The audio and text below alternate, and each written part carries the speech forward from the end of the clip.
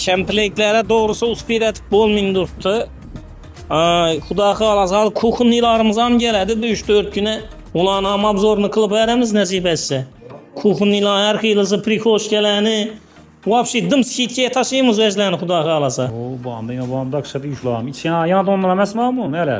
Ava bu high-tech oyma high-tech də baytıladı.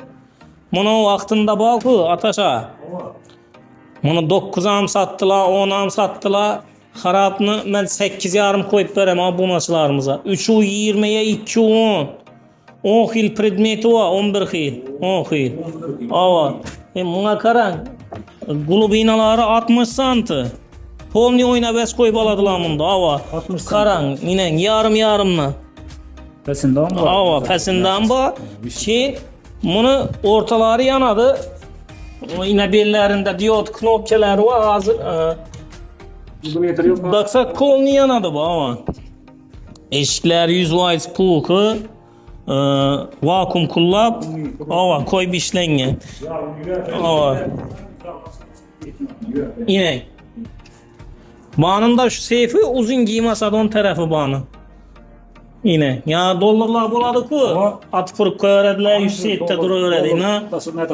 Lekin köpeytiredi okuyla bu dollarını. O acayip şu. Ava. Sere. Matraslar şimdi bunun matrası. Matrasına bir yıl garantiya. Buna matras nerxilisi bu? Qaran. Bu 700 min so'mlik matras. 600 min so'mlik amba indi 750 deydilar bunu köp yerdə bu 700'den. Aladon bolsa baxasına qarapam nəz çıxardan komplekli matrasını baxasına qarap. Bazı inaşuyla 8,5 verəmlə.